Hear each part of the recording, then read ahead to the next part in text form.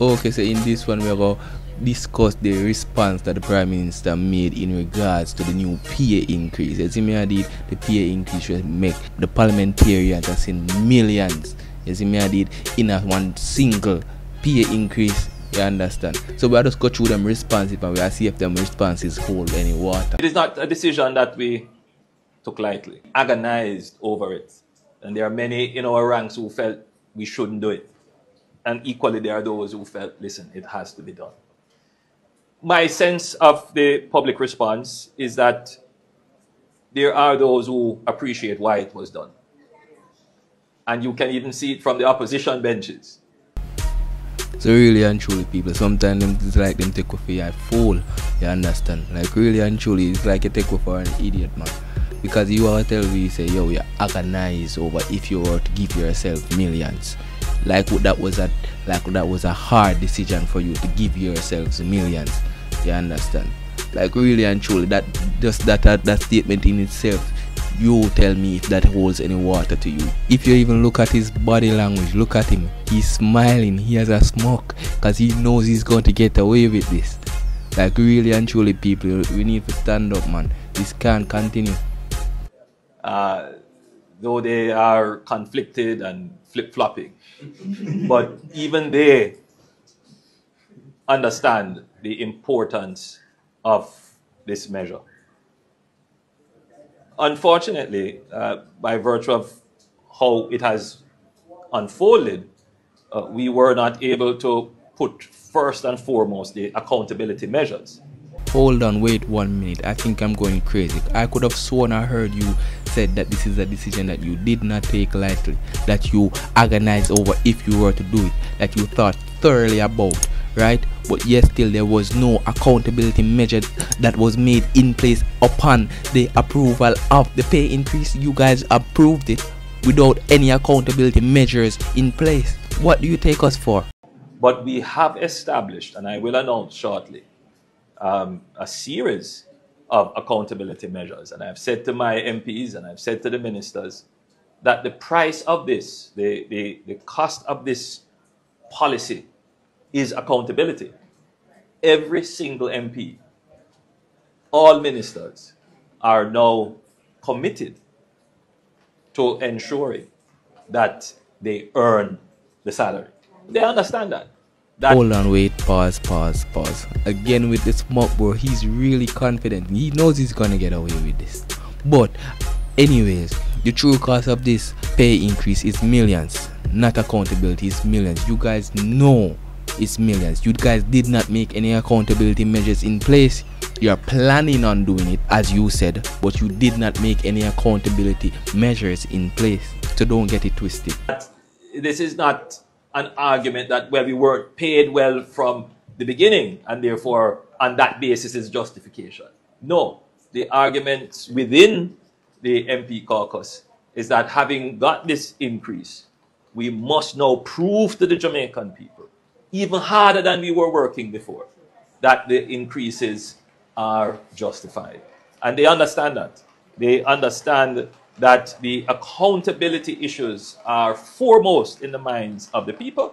Hold on, wait 1 minute. Again, you're telling me that the parliamentarians did not do a good job all this time because they weren't getting paid enough. Andrew, remember your Beverly Hills house, man. That's huge. You telling people out here to live in container houses, into matches boxes, while you have a Beverly Hills house, you know. And I'm not just being grudgeful or bad mind or none of these things. I'm just speaking the truth. The fact that is that you guys were already making millions. Most of you are already rich in your own regards, and you wanted to get millions more. And at the end of the day, we the people are the ones that are going to pay for it. Just remember, no people, again, we are the ones that are paying for it. Remember the new Road Traffic Act. Remember this statement by Andrew Holness. The incorporation of new measures to improve road safety, which may have financial penalties. It is not designed as a revenue measure. The government has no real interest in earning money from bad behavior. Boy, it come like saying I just earn off a bad behavior. It's like saying I want rich off of poor people back. Because at the end of the day, man, remember when these new fines were released, man, they were extreme, man. Let me just give you a little taste of it. Failure to produce permit or driver's license when stopped, $10,000. I think that's a little bit too steep. That could have been for $5,000. But it's not our law. But it's not our call on this, but we're just saying. Careless driving where no collision occurs, $11,000. Basically, everything on that list was 10, 15, 30, 50,000. Everything on that list was just big figures. You see me, even for the smallest infraction. You understand? But at the end of the day, that's what they do. You see me, oh, you think them are going to pay for these new pay increases? And we them are going to charge for it, bro. Everywhere we turn, you see things that increase, brother. We probably suit on like Africa and Haiti and them country, yeah, brother. You see me, because at the end of the day, when them reach out for our box, them are just fly like foreign and live life nice. Massive salary increases that will cost taxpayers roughly $1.7 billion.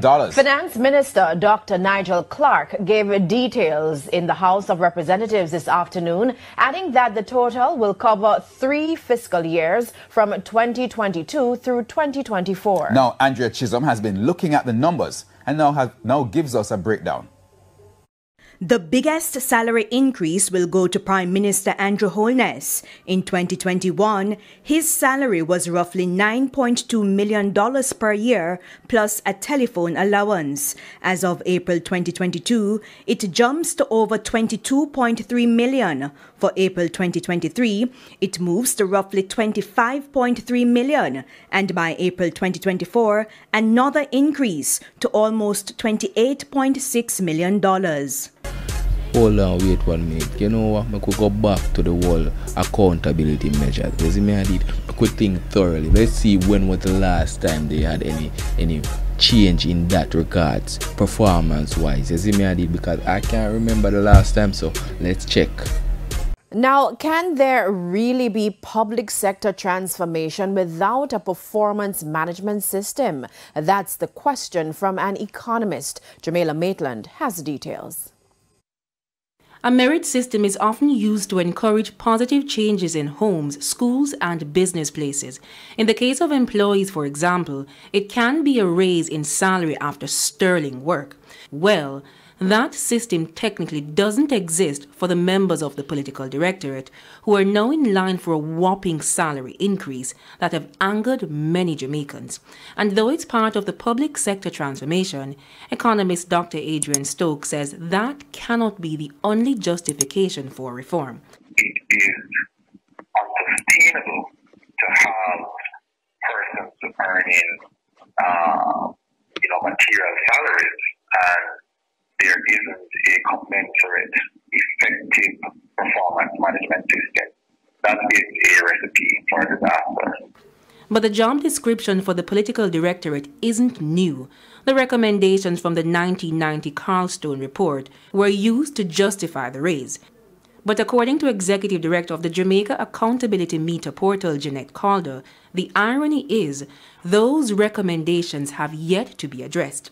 16 recommendations to improve how you do your job, and in 33 years none have been implemented.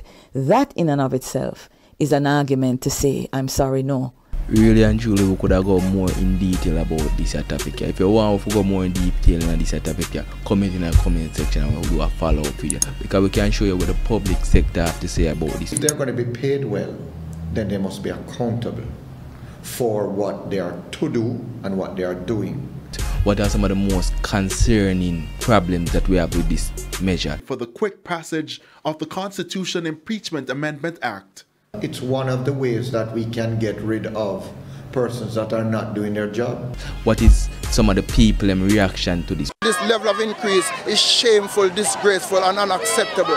And when it seems as if it is carefully orchestrated, that it goes into the matter of being immoral. I think that they need to roll it back in sensitivity to our present economic plight and as an identity with persons who are suffering and for whom they can't afford to give the level of increases that they deserve. We cannot go in detail in that, but here what we are going to do, we are going to make it hear some of the views from people from social media. brother, I can't bumbuckle that wallet, mate. What really I do? More my face all a show to blood clot. Like, what really stand for? People that come talk about say, oh, people actually agree with them pay a bumbuckle clot increase. Them your body boy no need to get no blood clot pay increase. We are talking about people who are thief money from before we born. Them father thief money and them coming in their father position, brother. We are talking about people when them broke, them bumbuckle clot find some development scheme for one blood clot, the Minister of Finance sign off on it, the money gone. And them same people that we run back a bad man, people all them are giving us empty blood clot promises. Them fear focus on infrastructure, them are focus on bumbuckle clot to make for them pocket better, and we run back at them, brother. Eh? Not even a month, brother. And Nigel Clark approved this. And look how much years the Police Federation when me hate. I ask for 50%. Look how much years nurse I ask for 50%. Look how much years doctor I ask for 50%. Look how much years teacher ask for 50 mama bumbuckle percent. And you can't give them that. As pro Jamaicans, listen to what me I say. The people who actually deserve it can't get it. And the people who don't deserve it are get it. Stand up for your right when you hear the bell. Forget the stupid bell. This is not a PNP versus JLP, orange versus green, head versus bell fight. This is them against us. Politicians versus the people. The haves versus the have-nots. The affluent versus the poor. I shouldn't even be talking about this because this is internal, simple housekeeping things. But these are the realities that go into ensuring that you have effective representation. Internal, simple housekeeping things. Nothing concerning the field slaves. This should stay among us, the mass hammocks, and the house slaves. So, Mr. Prime Minister, by this we're being made to understand that effective representation comes with a $1.5 billion price tag. And every government is afraid to touch it because if you touch it, people say you don't deserve it. And you absolutely do not. The country not running well. The country not running well. The country not running well. You deserve a raise. Like every self-respecting worker in the country, you do deserve a raise. But 200%? $20 million? When the people that you are exploiting are being compelled to survive on a mere $1,000 or less per day? Unreasonable, man. Why we should pay you more and the country not running well? The country not running well. Because of that very reason, you have chosen to have an underpaid political class. How must they deliver? Well, finally, Mr. Prime Minister, something that we can all agree on. The country not running well. How can we ask you to deliver? The same way you ask the public sector to deliver on a measly menial salary. I don't hear any bosses out here taking any excuse from any workers that they are not being paid well. Once you interview for the job, you're offered a salary, you sign a contract. Whatever it is that you have to face on a daily basis, you better go in there with God and do the best that you can do. Because as sure as night follows day, once boss suspects that productivity has fallen, they are now going to be contemplating letting you go and employing somebody else. Jamaica need to now contemplate letting you go and putting somebody else in place. These politicians must understand that the level of heartlessness that they possess and with which they lead is now in the eyes of the world. Everyone can see it now. When these things meet the international press, where Jamaica, whose economy is nothing comparable to that of the Bahamas, to that of St. Martin, to that of Trinidad and Tobago, leaders are getting paid 3 times or 4 times what the aforementioned countries' leaders are getting. That explains the level of heartlessness among the leaders of Jamaica. Another thing. The thing about the whole situation that got Dr. Led thinking was the justifications. Here is one of the justifications. Well, we want to attract and retain the brightest and the best talents. So are you saying that the only talent in Jamaica that is necessary for retention and acquisition are those of politicians? What happened to the bright teachers, the bright nurses, the bright police officers, the bright JDF members, the bright immigration officers, the bright custom officers? What about those in the private sector who are super smart? They only deserve $14,000 a week, but you deserve $25 million a year.